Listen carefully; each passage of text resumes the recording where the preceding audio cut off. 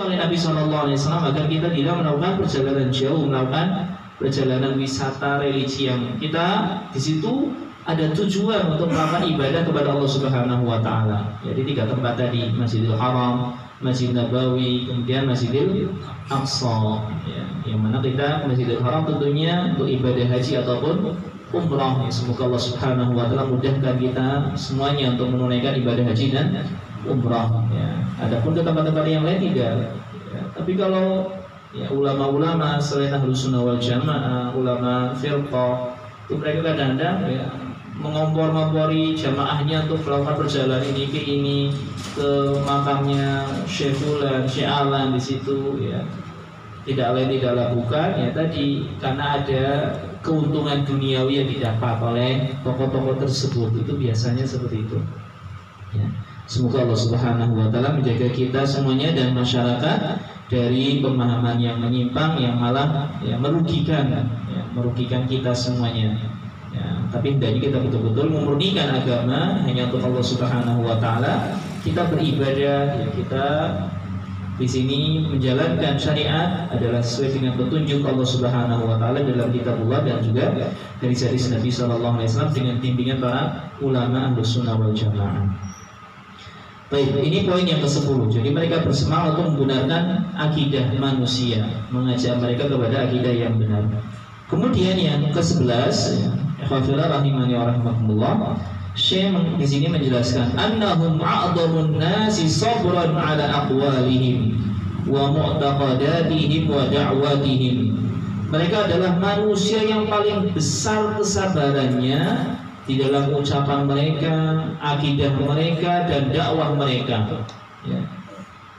Jadi walaupun mereka mendapatkan halangan, mendapatkan rintangan, dimusuhi oleh manusia, bahkan oleh pemerintah misalnya, mereka tetap tegar di atas akidah Ahlus Sunnah wal Jamaah, akidah yang benar. Ya, sebut saja kita kisah tentang Imam Ahmad bin Hanbal ya rahimahullahu taala, salah satu imam Ahlus Sunnah wal Jamaah yang memang beliau hidup di zaman fitnah, yaitu zaman fitnah Al-Quran itu makhluk. Ya, ini adalah pemikiran yang dicetuskan oleh orang Mu'tazilah, yang mana mereka itu mendewakan akal, misalnya mengedepankan akal. Semua itu harus ditimbang dengan akal. Akal harus di atas segalanya. Ya. Sehingga sampai-sampai mereka mengatakan bahwasanya Al-Quran itu adalah makhluk, bukan kalamullah. Ya, bukan kalamullah. Padahal akidah yang benar tentang Al-Quran, bahwasanya Al-Quran adalah kalamullah, wahyu dari Allah Subhanahu wa taala. Salah satu sifat dari sifat-sifat Allah Subhanahu wa taala yang maha tinggi. Ya, bukan makhluk. Ya. Ini Al-Quran. Sehingga ketika itu para manusia, begitu pula ulama-ulama di zaman itu difitnah karena pemerintah waktu itu memang ya di bawah pengaruh pemikiran Mu'tazilah.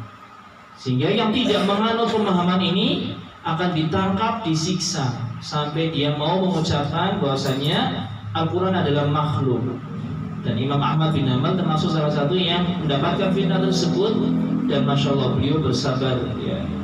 Beliau tidak memberontak kepada pemimpin ketika itu, walaupun pemimpin menyimpang, ya, tapi bersabar di dalam menyebarkan akidah, ya, memegang kokoh akidah Ahlus Sunnah wal Jamaah. Sampai akhirnya Allah Subhanahu wa taala bukakan pintu pertolongan di mana ya, ketika berganti pemimpin tersebut alhamdulillah istilahnya kembali kepada pemahaman Ahlus Sunnah wal Jamaah, sehingga kemudian ulama-ulama yang ditahan pun dibebaskan kembali. Ini adalah pertolongan dari Allah Subhanahu wa taala. Di kisah ini kita lihat betapa besarnya kesabaran dari Imam Ahmad bin Hanbal di dalam memegang pokok akidah yang benar walaupun sampai disiksa, dipenjara. Ya. Begitu pula kisah-kisah yang lain sangat banyak sekali. Ini adalah salah satu kisah saja. Ya, Imam Ahlus Sunnah wal Jamaah Imam Ahmad bin Hanbal. Maka di sini hendaknya kita juga mencontoh kesabaran mereka. Ya. Keteguhan mereka di dalam berpegang teguh dengan akidah Ahlus Sunnah wal Jamaah. Karena tentu orang yang berpegang teguh dengan kebenaran, dia mengaku beriman, pasti akan diuji, pasti akan Allah coba. Dia jujur tidak pengakuannya, atau hanya sekedar ikut-ikutan. Maka diuji di sini ya, oleh Allah Subhanahu wa taala. Apakah dia jujur keimanannya, jujur pengakuannya ya. Nah, sehingga kita di sini hendaknya berusaha untuk bersabar dan bersabar. Apalagi Allah Subhanahu wa taala menjanjikan bahwasanya pahala kesabaran itu banyak tanpa batas. Allah Subhanahu wa taala berfirman, "Innama yuwaffas sabiruna ajrahum bighairi hisab." Bahwasanya Allah Subhanahu wa taala akan menyempurnakan pahala kesabaran tanpa hisab, tanpa hitungan. Artinya apa? Semakin besar kesabaran seseorang, pahala yang akan didapatkan juga semakin banyak. Bersabar, walaupun memang sabar itu pahit. Kata seorang yang bijak, as-sabru murrun madzaquhu. Sabar itu pahit rasanya. Lakin awaqibuhu ahla minal asal. Tetapi akhir dari kesabaran tersebut itu lebih manis daripada madu. Jadi walaupun kita sedang diuji di sini, ya kadang-kadang dicemooh, ya orang yang mengamalkan Islam dengan benar dianggapnya sok suci, biasanya seperti itu. Ataupun cemoohan-cemoohan yang lainnya yang lebih dahsyat ya, maka hendaknya kita bersabar ya tatkala kita berpegang teguh dengan agama Islam ya. Baik. Ikhwafillah rahimani wa rahimakumullah, itu poin yang ke-11 ya, tentang kesabaran. Ya, Ahlus Sunnah adalah orang yang senantiasa bersabar. Kemudian yang ke-12 di sini Syekh Abdullah bin Abdul Hamid Al-Azhari hafizahullah taala menyebutkan hirsuhum 'ala al-jama'ati wal ulfati wa da'watuhum ilaiha wa hassun nasi 'alaiha wa nabduhum lil ikhtilafi wal furqati wa tahdhirun nasi minha. Semangat apa? Mereka Ahlus Sunnah wal Jamaah itu bersemangat untuk bersatu. Ya. Bersemangat untuk bersatu dan berlemah lembut dengan sesamanya. Wa da'watuhum ilaiha wa hasun nasi 'alaiha, dan mereka menyeru ya, manusia untuk ya tadi bersatu di atas jamaah. Ya, bersatu di atas jamaah. Ya, tidak bercerai-berai. Ya, tapi mereka bersepakat berjamaah di sini. Ya, saling bahu membahu. Ya, manusia pun diajak. Dan mereka Ahlus Sunnah wal Jamaah ya, berlepas diri dari perselisihan dan perpecahan ya, dan memperingatkan manusia dari perpecahan tersebut ya. Karena memang ini adalah perintah dari Allah Subhanahu wa taala, sebagaimana Allah Subhanahu wa taala berfirman di dalam salah satu firman-Nya ayat Al-Qur'an ya, wa'tasimu bihablillahi jami'an wa la tafarraqu ya. Dan berpegang teguhlah kalian ya, dengan tali agama Allah Subhanahu wa taala jami'an, semuanya ya. Jadi kita itu disuruh untuk bersatu padu, berbahu ya. Di sini kita berpegang teguh dengan tali agama Allah Subhanahu wa taala, yakni agama Islam, yang mana tentu kita tahu ya, sumbernya itu adalah dengan kembali kepada Al-Qur'an dan juga hadis-hadis Nabi sallallahu alaihi wasallam yang sahih, dipahami dengan pemahaman salafus salih, pemahaman para sahabat, para tabi'in, para tabi'in dan orang-orang yang mengikuti mereka dengan benar. Wala tafarraqu ya, dan janganlah kalian bercerai-berai. Artinya bersatu di atas akidah yang benar, tidak bercerai-berai di atas akidah-akidah yang menyimpang ya. Sehingga di sini Nabi SAW pun berjanji bahwasanya ketika umat itu berpecah belah ya, bercerai-berai, berbeda-beda pemahamannya ya, banyak sekali golongan-golongan di dalam agama Islam, maka yang selamat itu adalah yang satu ya, yaitu mereka yang berpegang teguh dengan jamaah ya. Dan jamaah ini disebutkan oleh Nabi SAW di dalam hadis ya, ma'ana alaihi wa ashabi, apa yang aku dan para sahabatku berada di atasnya, itu adalah al-jamaah.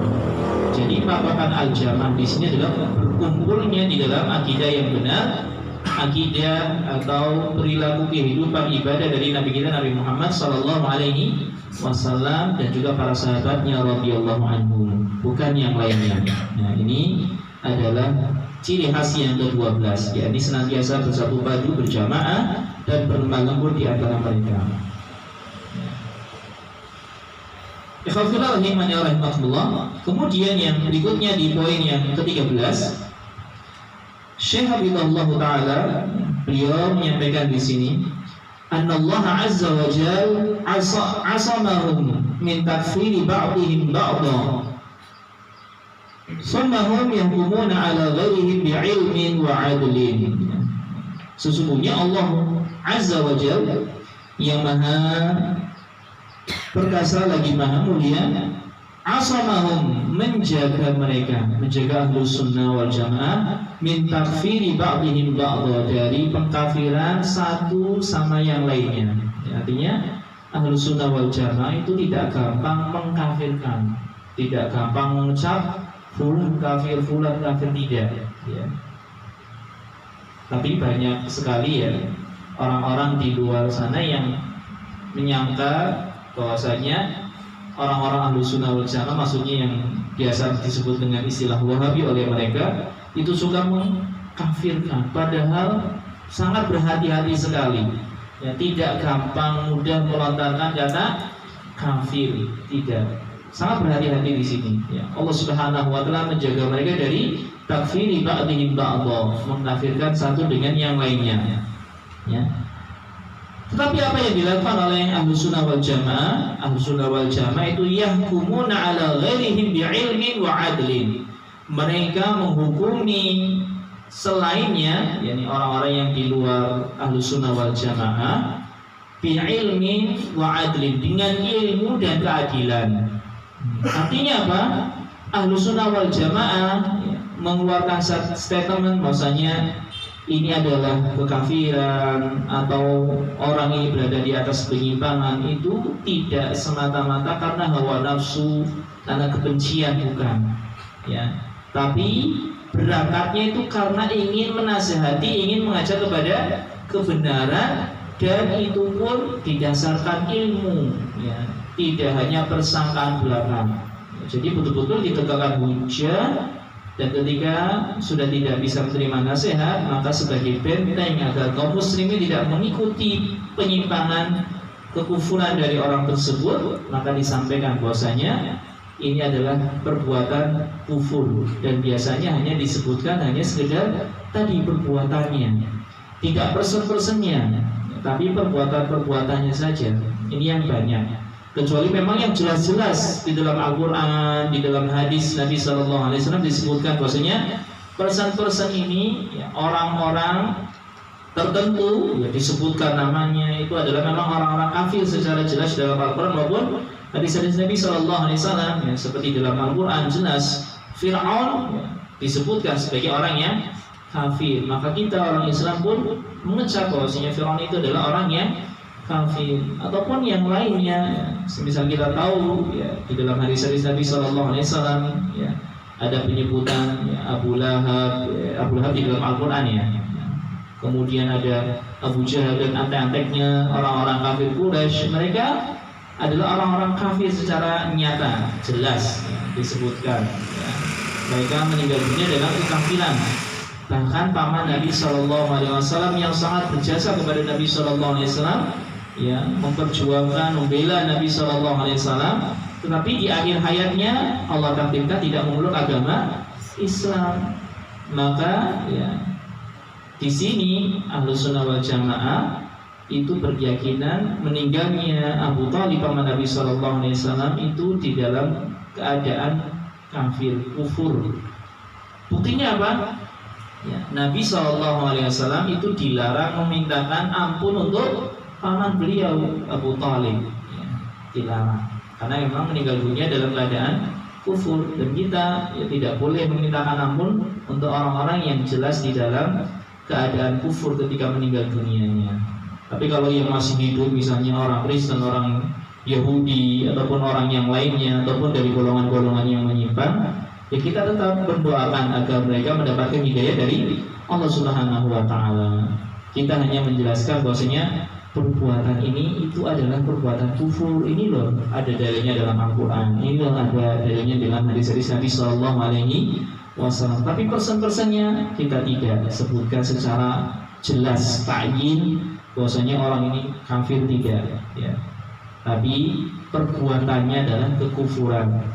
Ya, kecuali jelas yang memang dia sudah meninggal dunia dan meninggal dunia dalam keadaan nyata, tidak bersyahadat kepada Allah Subhanahu wa taala, ya jelas dia adalah orang yang kafir, ya.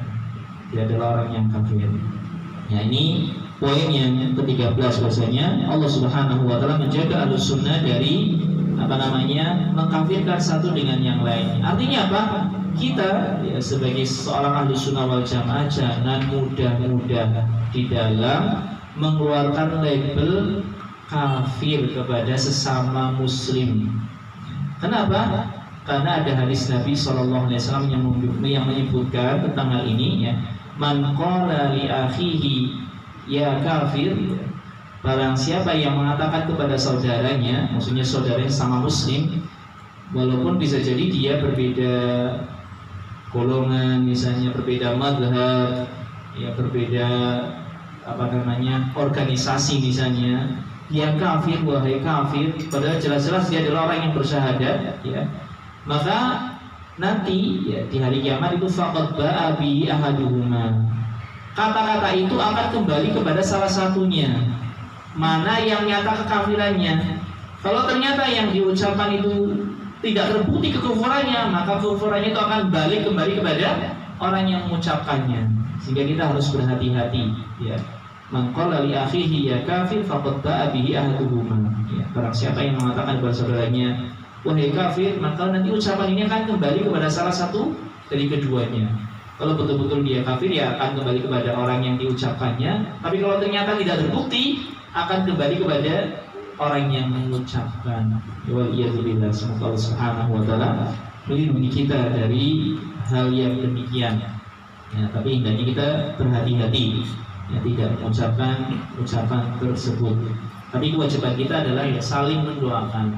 Ya, kalau misalnya orang tersebut kalau melakukan kesalahan, ya kita doakan hadakallah atau Allahu yahdi. Ya, semoga Allah memberikanmu petunjuk. Ya, semoga Allah menunjukimu. Ya, atau kita doakan diri kita terlebih dahulu, tidak masalah. Hadanallahu wa iyyakum misalnya. Semoga Allah memberikan petunjuk kepadaku dan kepada kalian. Misalnya di sini kita saling mendoakan saja, ya. Tapi kita mengecam dengan kekufuran itu jangan.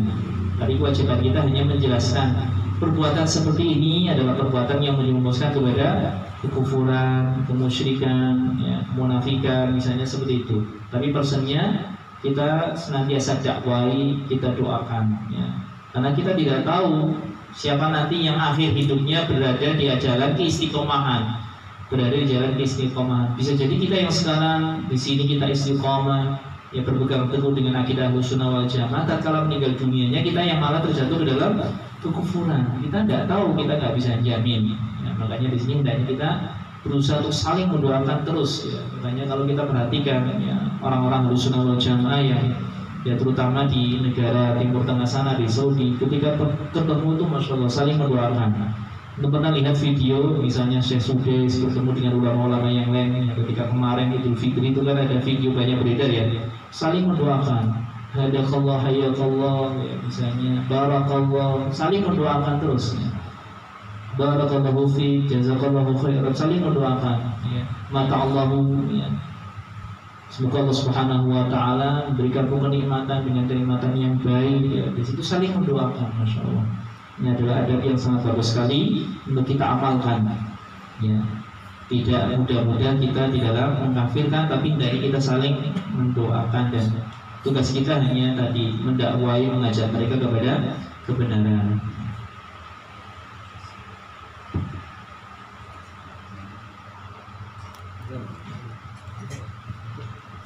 Alhamdulillah rahimani rahimahullah.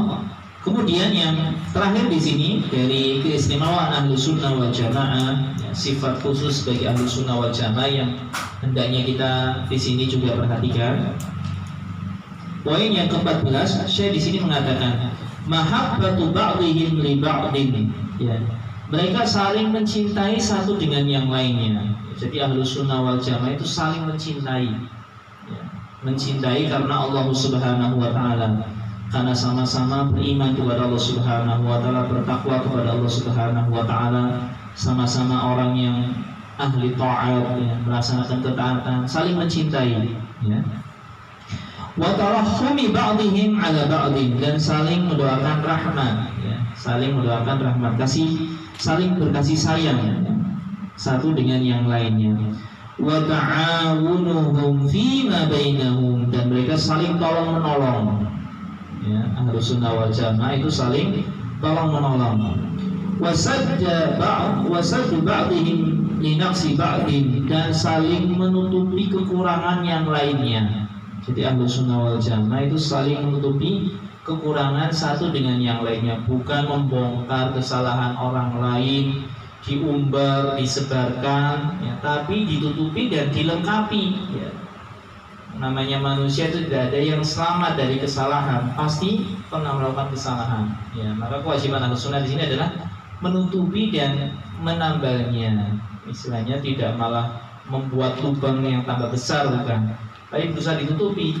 Itulah, ya, simbol dari hadis Nabi SAW yang menyebutkan ad-dinu an-nasiha, agama itu adalah nasihat, ya. Ketika ada saudara yang berbuat kesalahan, dinasihati agar kembali kepada kebenaran, tidak dibongkar aibnya, ya, sehingga ya akan hilang, ya, kewibawaannya di hadapan orang lain karena direndahkan. Kemudian wala yuwaluna wala yu'aduna illa fillah, mereka tidak berkasih sayang dan tidak bermusuhan kecuali karena Allah Subhanahu wa taala. Jadi berkasih sayang sama Ahlus Sunnah wal Jamaah itu karena Allah Subhanahu wa taala, karena sama-sama beriman, bertakwa, dan tidak bermusuhan kecuali karena Allah Subhanahu wa taala pula. Ya, misalnya karena dia terjatuh ke dalam kekufuran ataupun perbuatan-perbuatan yang lainnya, kemaksiatan, ya, dinasihati dia tidak mau kembali, ya, kita tidak masalah memusuhi karena dia sedang berada di dalam keburukan, ya. Tujuannya adalah agar dia kembali sadar, ya, oh ini saya berarti benar-benar dalam keadaan salah di sini, sehingga orang-orang memusuhi saya. Nah, ini yang disebut dengan istilahnya dihajar kalau dalam bahasa syariat, ya. Dan ini pernah dilakukan oleh Nabi SAW, ya, ketika ada salah seorang yang berbuat kesalahan, ya, dihajar, di istilahnya boikot, ya, oleh Nabi SAW dan para sahabatnya radhiyallahu anhum. Ya, seperti kisah Ka'ab bin Malik dan dua orang sahabat yang lainnya, yang mana mereka tidak ikut perang Tabuk kalau tidak salah, ya, tidak ikut perang Tabuk tanpa udzur syar'i, ya, tanpa udzur syar'i, sehingga ketika Nabi SAW pulang dari perang Tabuk, 3 orang sahabat ini dihajar, diboikot oleh Nabi SAW. Tidak diajak bicara, ya, tidak boleh berjual beli dengan mereka, ya. Istilahnya dihajar, diboikot, benar-benar, ya, tidak bisa melakukan apapun, ya. Mereka hanya, ya, sendirian saja, sehingga hidup itu sangat sempit sekali mereka rasakan 3 orang ini, yang kemudian akhirnya dengan sebab tersebut, ya, Nabi SAW itu mengajar mereka, boikot mereka, ya, dengan tujuan agar tadi mereka kembali kepada Allah Subhanahu wa taala, bertobat kepada Allah Subhanahu wa taala dari kesalahan yang mereka lakukan. Itu tujuannya. Bukan istilahnya untuk menjatuhkan, istilahnya untuk menjauhkan mereka dari agama Islam, tapi tujuannya agar tadi. Dan ini tentu yang bisa melakukannya dan bisa melihatnya adalah para ulama yang paham tentang maslahat dan madarat, mana yang lebih maslahat, mana yang di sini ada madaratnya yang harus dihindari, ya, di dalam menerapkan istilahnya hajar. Dan masalah hajar ini memang istilahnya tidak bisa sembarangan orang itu menerapkan, ya. Biasanya, ya, yang bisa melakukan dan bermanfaat ketika yang menghajar ini adalah orang yang punya kedudukan, orang yang punya di sini, ya, kekuasaan, ya, sebagai seorang pemimpin.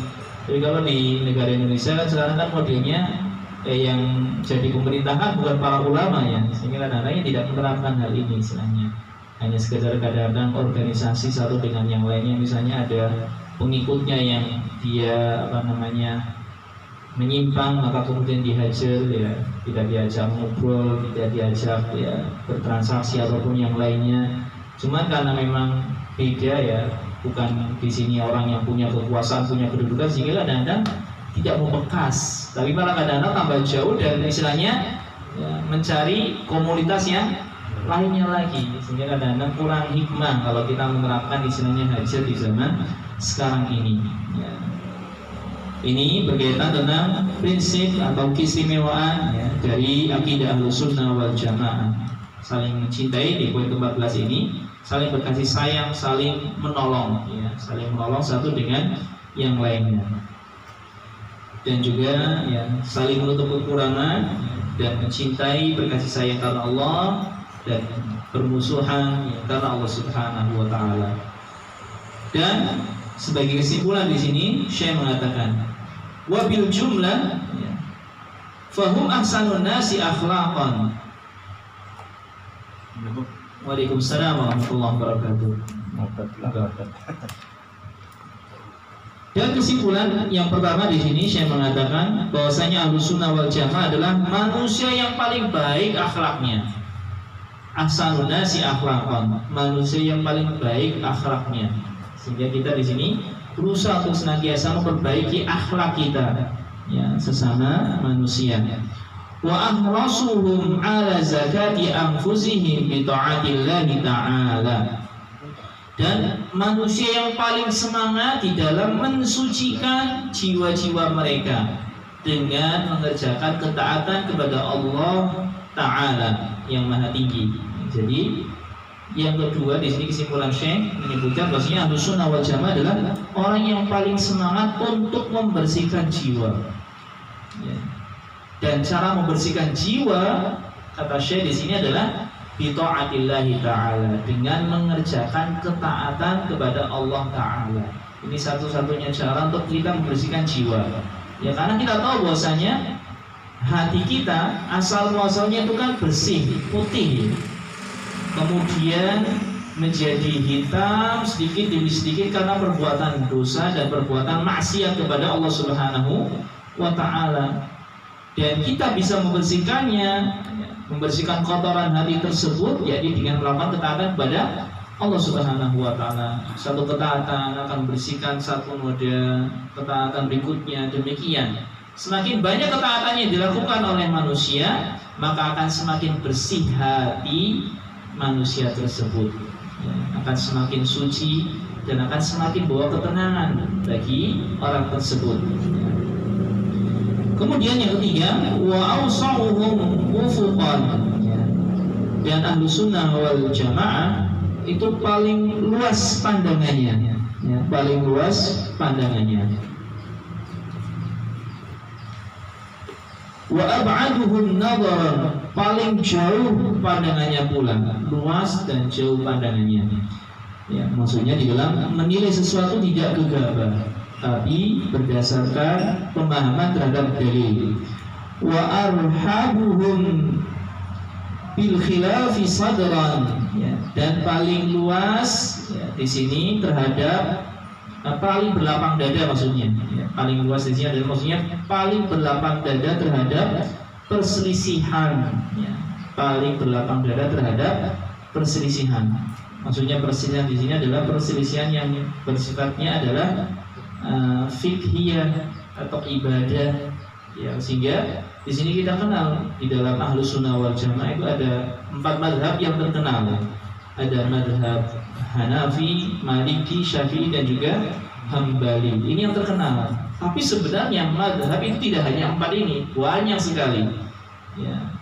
Bahkan salah satu imam yang mungkin menisbahkan kepada salah satu mazhab itu kadang-kadang punya pendapat yang berbeda dengan mazhabnya. Kita sebut saja misalnya Imam An-Nawawi rahimahullah taala, dia mazhabnya itu adalah Syafi'i. Tapi beliau punya mazhab, punya pendapat yang kadang-kadang menyelisihi pendapat mayoritas mazhab Syafi'iyah. Begitu pula yang lainnya. Ya.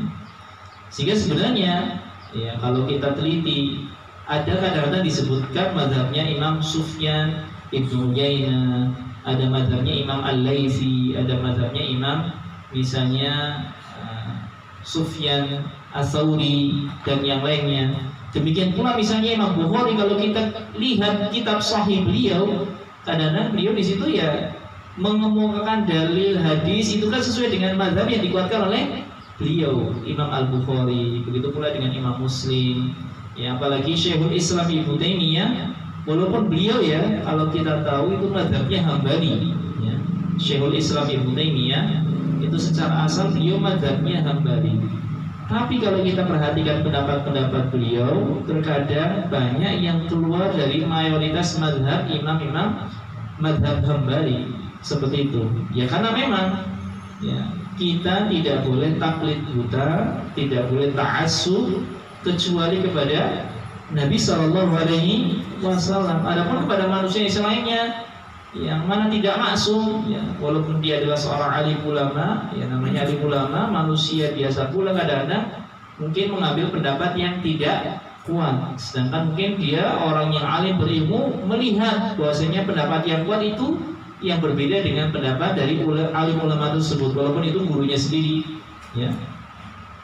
Karena kita tahu di sini misalnya imam mazhab yang terkenal saja, ya, Imam Abu Hanifah, Imam Malik, Imam Syafi'i, Imam Ahmad bin Hanbal. Kalau yang secara sejarah kehidupan kita tahu saling berguru itu 3 orang, ya. Imam Malik, Imam Syafi'i, Imam Ahmad bin Hanbal ini guru dan murid hubungannya, guru dan murid. Ini saja yang masih guru dan murid punya pandangan yang berbeda, bahkan punya mazhab tersendiri, ya. Mazhab Maliki, mazhab Syafi'i, mazhab Hambali. Ini yang secara itu sudah terkait ya. Mereka bertemu zamannya, saling berguru satu dengan yang lainnya. Berbeda antara dengan Imam Malik dan Imam Abu Hanifah itu tidak hidup sezaman. Karena tahun meninggalnya Imam Abu Hanifah itu tahun lahirnya Imam Malik bin Anas, sehingga tidak ketemu. Tapi Imam Malik bin Anas ketemunya adalah dengan murid-murid dari Imam Abu Hanifah. Itu dari sisi istilahnya kehidupan, ya, berilmiahnya, yang saling berguru saja itu punya pendapat yang berbeda. Tapi mereka saling berlapang dada, selama bukan permasalahan akidah. Kalau akidah harus satu, akidah harus sunnah wal jamaah. Sehingga kalau kita perhatikan di dalam buku-buku ulama-ulama tersebut, kita dapatkan akidah mereka satu, tidak berbeda. Mereka berbeda hanya dalam masalah ijtihadiyah, fiqhiyah, dalam permasalahan fikih, ya, dalam permasalahan ibadah yang bukan pokok, bukan usul, ya. Maka itu tidak masalah, ya. Di sini Ahlussunnah berlapang dada, ya. Kemudian yang terakhir di sini sebagai kesimpulan dari pembahasan keistimewaan Ahlussunnah wal Jamaah, Syekh mengatakan wa a'lamuhum bi adabihi wa usulihi. Ahlussunnah wal Jamaah adalah manusia yang paling paham terhadap adab dan usul, ya. Adab dan usul, ya. Adab ya di sini adalah sopan santun, ya, akhlak yang mulia tadi. Kemudian usul ini pondasi-pondasi beragama, ya, pondasi-pondasi beragama. Ya, mereka paling paham di sini, ya. Karena mereka merujuk kepada sumber yang asli, yaitu Al-Quran dan juga hadis-hadis Nabi SAW dengan pemahaman para ulama yang terdahulu dari kalangan para sahabat tabi'in, kemudian atba'in tabi'in. Tidak mengarang-arang, ya, jadi ketika mereka mengemukakan, ya, sebuah pendapat, mereka disumberkan, ya, kepada hadis-hadis Nabi SAW, Al-Quran ataupun hadis Nabi SAW sesuai dengan pemahaman para salafus saleh, bukan hanya sekedar pemahamannya sendiri. Karena mereka para salafus saleh itu orang yang hatinya bersih, ya, lebih bersih dibandingkan dengan orang-orang yang paling berilmu mungkin di zaman sekarang ini, ya. Sehingga kita tahu bisa jadi mungkin ada orang yang lebih cerdas daripada zaman sahabat radhiyallahu anhum.